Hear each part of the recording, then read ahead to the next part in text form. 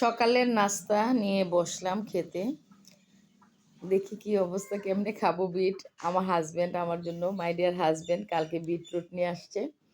বলছে তুমি অসুস্থ, বিটরুট খাও, ভালো হয়ে যাবা, প্রেশার কমে যাবে, তারপর রক্ত হবে। যাই হোক, তো এই যে ডিম নিয়ে আসলাম, ঘি দিয়ে একটা পরোটা বানায় নিয়ে আসলাম, আর হয়েছে বিট নিয়ে আসলাম ছোট্ট একটা, একটা কলা। এটা হচ্ছে আমার সকালের নাস্তা।